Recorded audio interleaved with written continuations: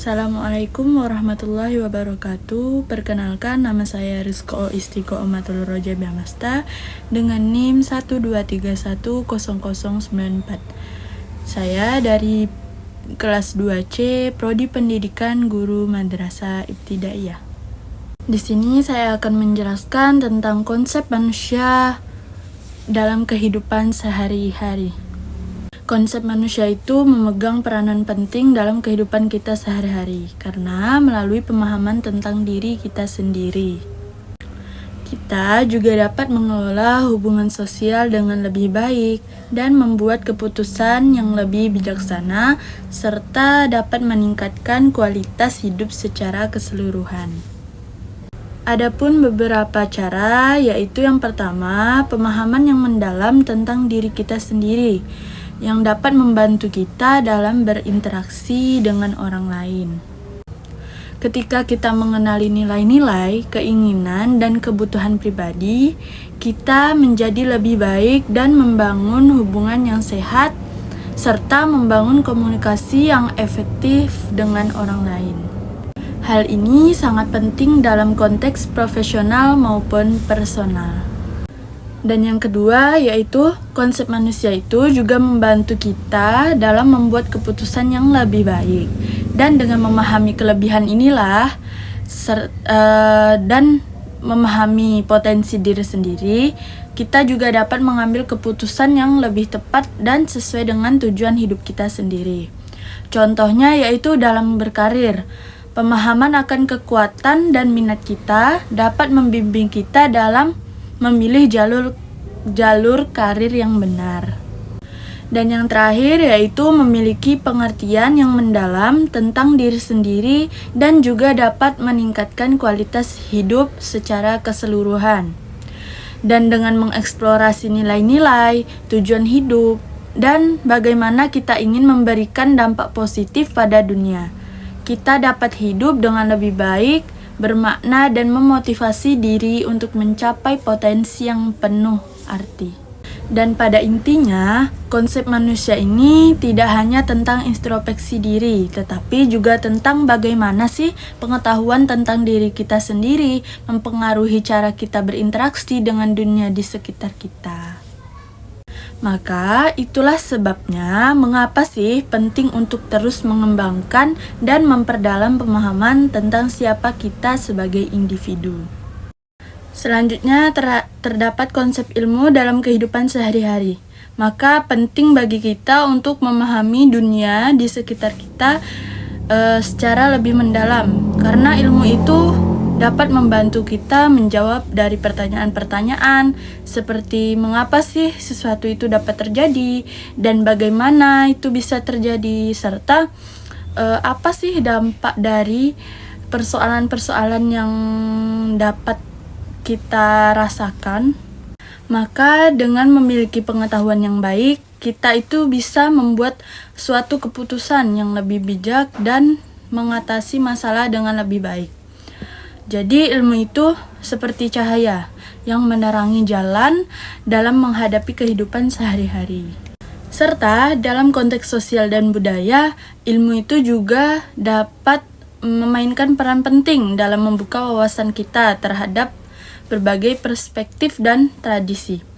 Hal ini membantu kita menjadi lebih toleran dan terbuka terhadap perbedaan, serta dapat memperluas pemahaman tentang dunia luar. Dengan demikian, ilmu itu bukan hanya tentang pengetahuan yang kita peroleh dari buku atau percobaan, melainkan ilmu itu membahas tentang kemampuan kita untuk menggunakan pengetahuan secara bermanfaat dalam kehidupan kita sehari-hari.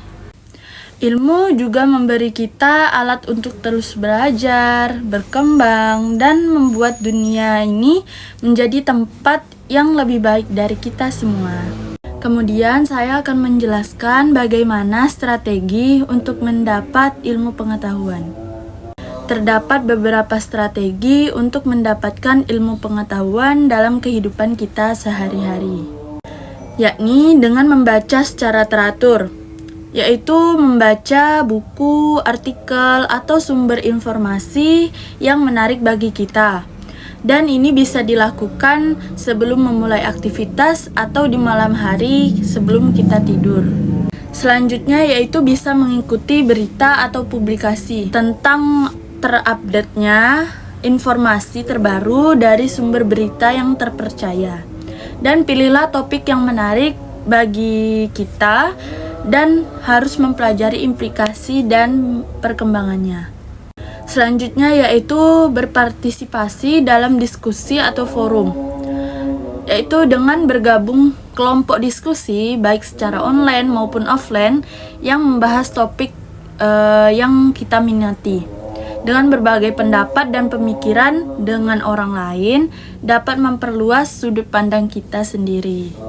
Selanjutnya yaitu dapat menghadiri seminar, yaitu dengan datang ke acara-acara yang relevan dengan minat kita, baik yang diselenggarakan secara lokal maupun daring atau online.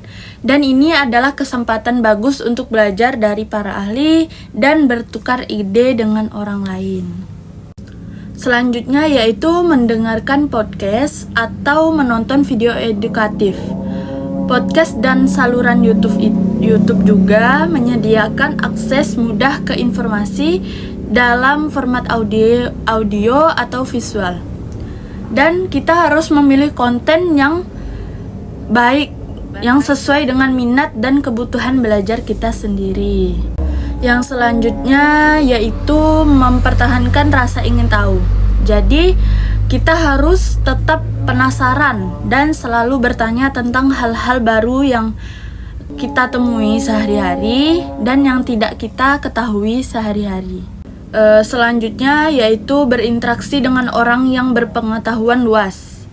Maka kita itu harus menjalin hubungan dengan orang-orang yang memiliki minat dan pengetahuan yang luas di bidang yang kita minati.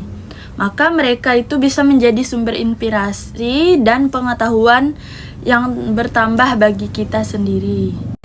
Dan yang terakhir itu dapat mencatat hal-hal yang sudah kita pelajari. Setelah kita mendapatkan informasi baru dan informasi-informasi yang belum kita ketahui, maka kita dapat mencatatnya dan kita dapat mengetahui apa sih yang telah kita pelajari tersebut. Maka dalam hal ini dapat membantu memperkuat pemahaman dan dapat mendapat ilmu yang kita inginkan. Maka dengan menerapkan strategi-strategi di atas, dengan ini dapat konsisten dalam kehidupan kita sehari-hari dan dapat meningkatkan pengetahuan serta memperluas wawasan tanpa harus kita mengubah rutinitas harian secara drastis. Mungkin hanya itu yang dapat saya sampaikan. Kurang dan lebihnya saya mohon maaf. Apabila ada kesalahan, itu datangnya dari saya, dan apabila ada kebenaran, maka itu datangnya dari Allah Subhanahu wa taala. Wabillahi taufiq wal hidayah. Assalamualaikum warahmatullahi wabarakatuh.